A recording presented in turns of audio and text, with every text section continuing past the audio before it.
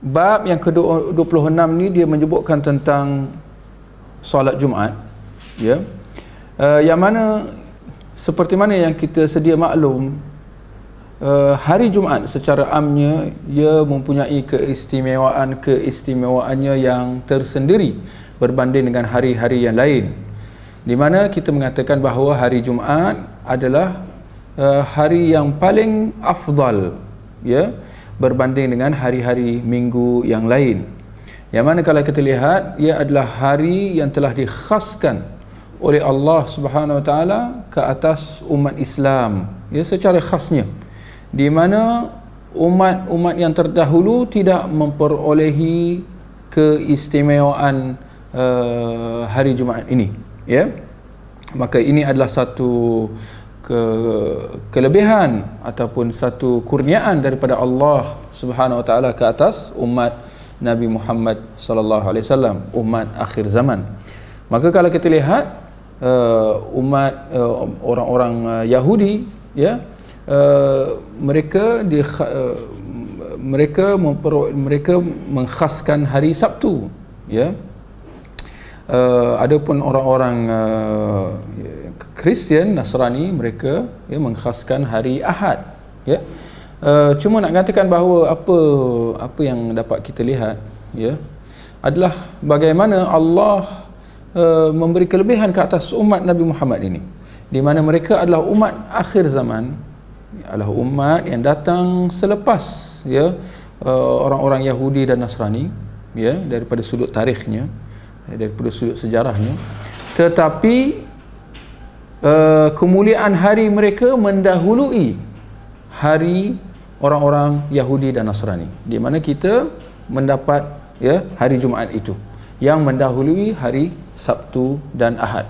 Jadi ini adalah satu kelebihan lah, ya, kalau kita lihat atas orang-orang Yahudi dan orang-orang Nasrani, ya.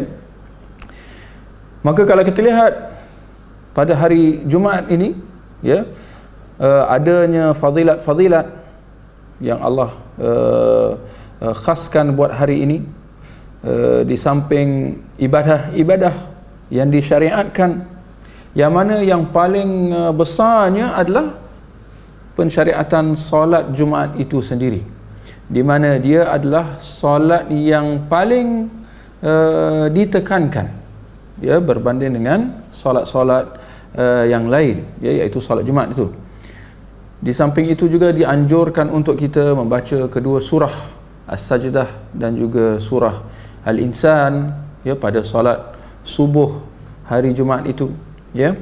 Begitu juga kita dianjurkan untuk membaca surah Al-Kahfi pada siang hari Jumaat, bahkan bukan sahaja pada siangnya, bahkan sebelum itu pada malamnya, pada malam Jumaat itu sudah dianjurkan untuk kita membaca surah Al-Kahfi.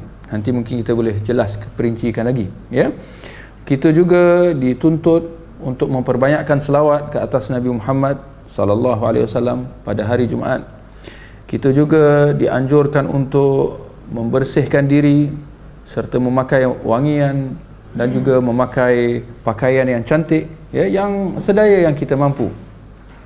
Dan juga kita pergi bertolak awal ke masjid untuk menghadiri solat Jumaat itu, ya, untuk kita menyibukkan diri kita dengan zikir dan juga doa sehingga datangnya khatib, ya, untuk, ya, membacakan khutbahnya, di mana ketika itu kita dituntut untuk diam dan memfokuskan diri kita kepada khutbah yang disampaikan oleh khatib, ya.